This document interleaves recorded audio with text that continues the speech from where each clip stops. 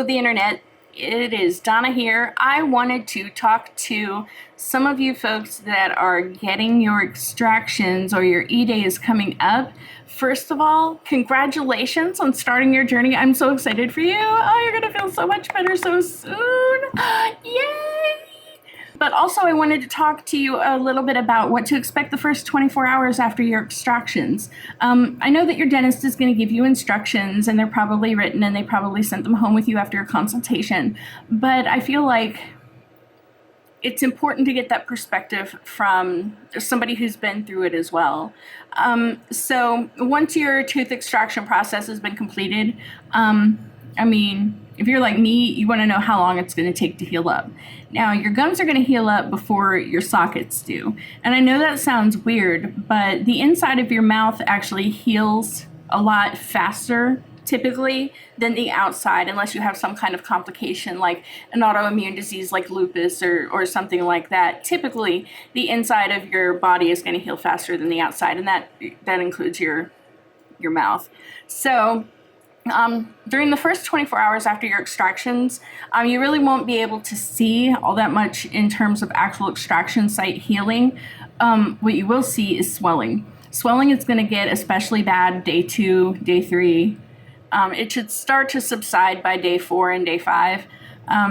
But really, my swelling wasn't completely gone, and I had some bruising right here. It was like a light green tinted color right through here, where I guess there was a particularly difficult extraction.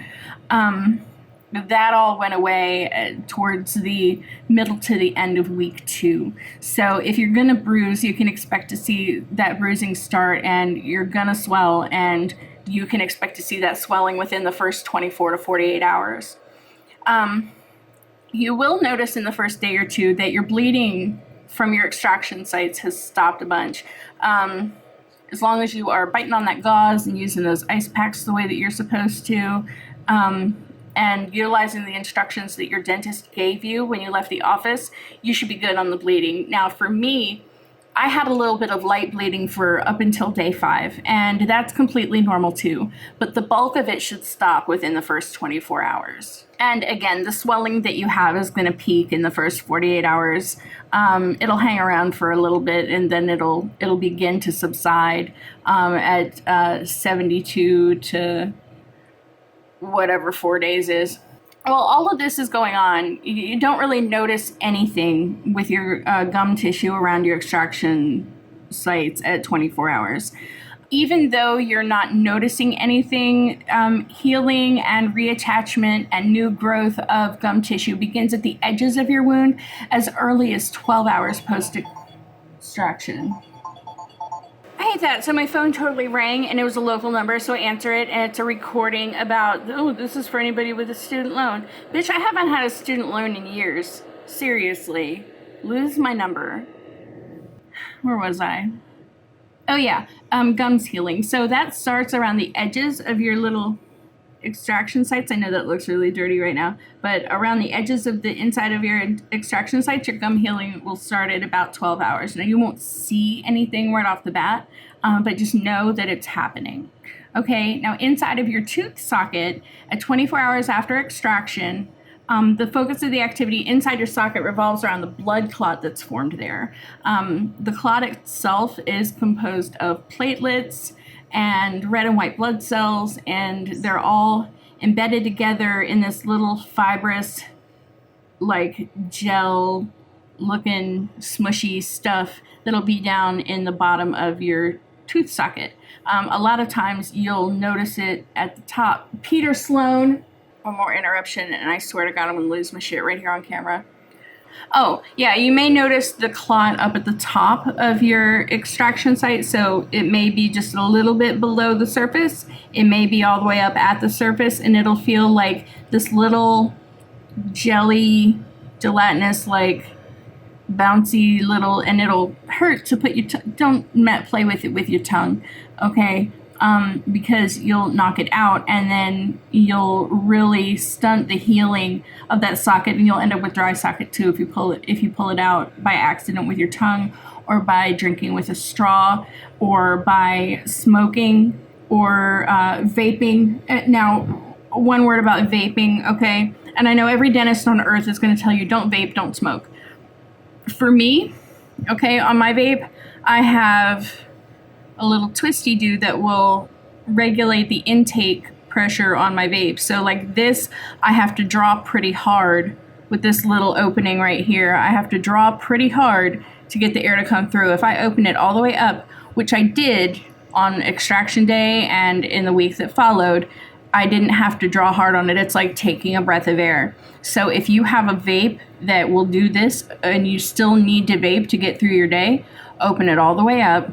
Okay, I'm not going to suggest disobeying your dentist's orders on this, but if you must vape, open it all the way up so you're not creating a lot of negative pressure inside of your mouth from drawing on your vape, which can pull those clots loose. You need those clots in there.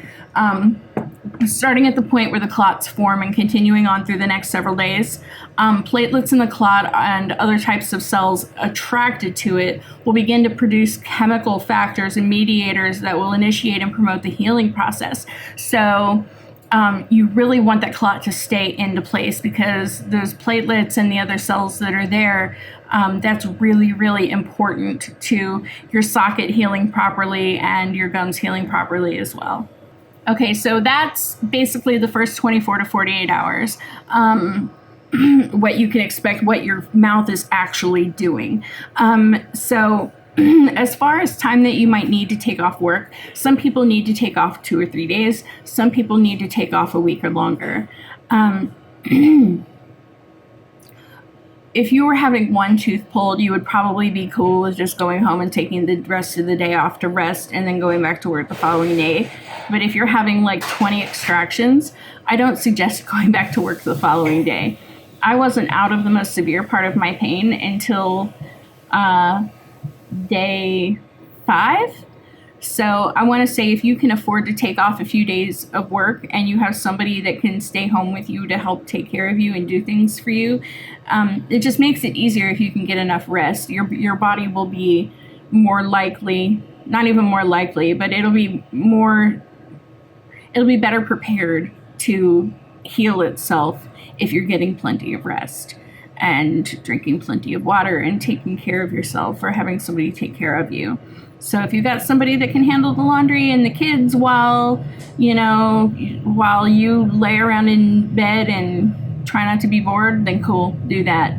While you're at home, you want some privacy and some adjustment time to get used to following your dentist's post-operative instructions or your oral surgeon's post-operative instructions.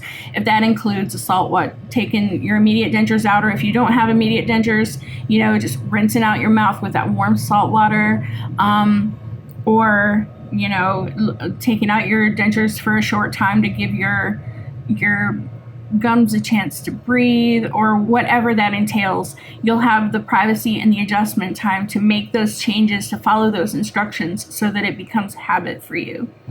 Going back to work the following day, being high on pain meds and just really uncomfortable, especially if you have a job where you have to do any amount of talking, like all of the movement that goes into speaking, you wouldn't realize that it would affect your gums so heavily as it does, but it does. Whenever you squeeze in your cheeks and move any muscle in your face, it goes into your mouth. Just like any body movement that you make is going to affect your core, like where your gut is. So basically, your mouth is the core of your face, while your abdominal region is the core of the rest of your body. So you're gonna want to get used to that. There are a few possible guidelines that your dentist could give you depending on how your extractions went, whether they were complicated extractions, there were few, there were many, they were simple, they were, whatever. There are a few possible guidelines that your dentist could give you. One of those is returning to strenuous activities. So returning to non-strenuous activities, like if you have an office job, or you go to school, or you need to do the grocery shopping. Okay, those are non-strenuous activities, and you're probably going to be good to go back to doing those within 2 days following your extractions, or even the next day, depending on how your extractions went and, again, what your dentist's instructions are. If you have had more complicated procedures, like you had teeth surgically removed, or you had multi-root, molars, or complex extractions done, you want to clear those activities with your dentist before you go back to them. Sometimes stress and that kind of thing will increase blood flow, and it'll translate to your mouth, and you could blow a clot, you could open up a wound and start bleeding again. There's all kinds of stuff that could happen. So you really want to clear those things with your dentist. And for everyone who's having extractions, you want to clear strenuous activity with your dentist before you return to it. Where those relatively involved or difficult extractions are concerned, your dentist is going to want you to limit your activities during the initial 24-hour period following your surgery. Where strenuous activity is concerned, your dentist is most certainly going to tell you to fuck off. They're going to tell you no. And it's probably going to be like that for a couple of days, like I said. Even if your dentist says that it's cool for you to go back to non-strenuous activities the day after, or the second day after your extractions, depending on the amount of swelling that you have and how your pain level is and that kind of thing, you may not feel like it. So the dentist saying that it's okay doesn't always make it the right time for you. So make sure that you pay attention to how you're feeling before you jump back into work, or jump back into working out, or jump back into, running the errands, or anything really. Take care of yourself. That's the thing. Take care of yourself. There are a couple of studies, one in 1995 and one in 2001, and I'm looking at notes right now because I don't want to get these studies wrong. The 1995 study, it was a paper that followed the healing outcomes of 522 patients that had third molars removed, anywhere from the simplest to very involved surgeries. 81% of patients took time off work for an average of 3 days, with a range of 0 to 10 days, but the average was 3 days. 19% of the patients took no time off. In the 2001 study, the study also evaluated patient healing outcomes associated with third molar extractions, about 2,000 of them. It found that on average, patients missed 1.2 days of work or were unable to perform normal daily activities.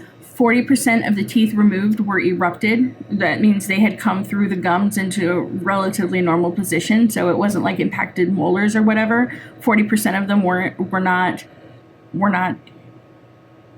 erupted, meaning they were sticking out of the gums. 40% of the teeth were erupted. Removing erupted teeth typically creates less surgical insult than impacted ones, which could explain the lower amount of recuperation time by that study. I really don't want to get into the first 1 and 2 weeks post-op right now because this video is starting to run a little long. But, if you have questions or concerns, or maybe you want to share your experience with healing after extractions, go ahead and leave a comment. I would love to hear about it. And you know that I love reading and responding to all of your comments. So that's going to be it for me for now. I will have another video for you tomorrow, but until then, be good to each other, keep smiling, and keep being awesome.